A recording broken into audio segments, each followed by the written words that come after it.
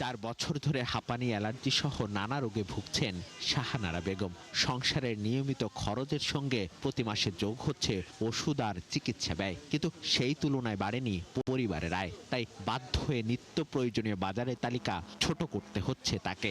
আমার বাস্তব তো ওষুধ খাইতে হবে, আমি খাবার না খাইলেও আমি ওষুধটা আমার চলাই যেতে হয়। এই আজ 3 মাস হইতেই মানে প্রায় 20-25 হাজার টাকার ওষুধ লাগছে, এর বেশি লাগছে।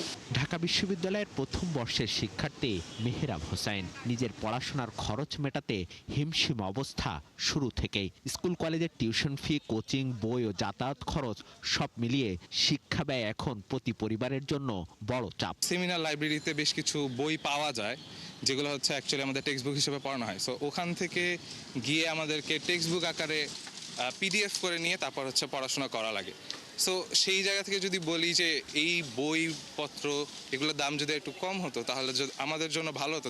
বাংলাদেশ পরিসংখ্যান ব্যুরোর তথ্য বলছে, জানুয়ারি থেকে জুন পর্যন্ত ধারাবাহিকভাবে বেড়েছে শিক্ষা ও স্বাস্থ্যের মূল্যস্ফীতি।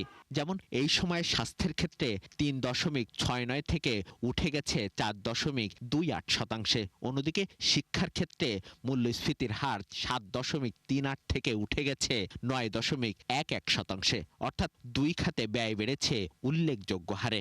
একই সময় পোশাক, জুতা, বাসা ভাড়া, পানি, বিদ্যুৎ, গ্যাস সহ বিভিন্ন খাদ্য বহির্ভূত খাতেও বেড়েছে মূল্যস্ফীতির চাপ। আগে বাসার খরচ যদি 10,000 টাকায় কাভার হয়ে যেত, আমি 3 থেকে 4 বছর আগের কথা বলছি, আর এখন সেই খরচটা 25,000, 30,000, মানে কিছু কিছু ক্ষেত্রে আরো বেশি। আচ্ছা, 4 মাস 1 লক্ষ টাকার উপরে গেছে শুধু আমার নিজের পিছনে, অনেক টাকা ব্যবহার খরচ হইতেছে। বর্তমান খরচের সংখ্যা বেশি, আয় কম, খরচ বেশি। আমার চিকিৎসা ব্যয়, শিক্ষা ব্যয়, সাংসারিক ব্যয় তো দিন দিন বেড়েই চলছে।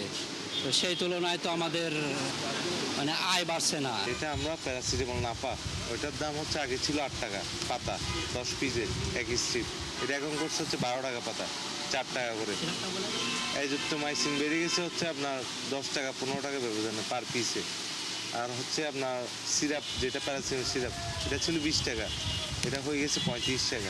বিশেষজ্ঞরা বলছেন, খাদ্যপণ্যের বাজার নিয়ন্ত্রণে যতটা গুরুত্ব দেওয়া হয়, অন্যান্য পণ্য সেবার ক্ষেত্রে তা কম। ফলে কঠিন হয়ে পড়ে সার্বিক ব্যবস্থাপনা। আমাদের দরিদ্র এবং স্বল্প আয়ের যে জনগোষ্ঠী, তাদের জন্য কিন্তু একটা বড় একটা সমস্যা সম্মুখীন করেছে, এবং যেটা কিন্তু তারা বিগত 3 বছর ধরে এই উচ্চ মূল্যস্ফীতির চাপে তারা কিন্তু তাদের যেটা স্বাভাবিক জীবনযাপন, এটা কিন্তু চালিয়ে যেতে তারা এখন অধিক মাত্রায় একটা সমস্যার সম্মুখীন হচ্ছে।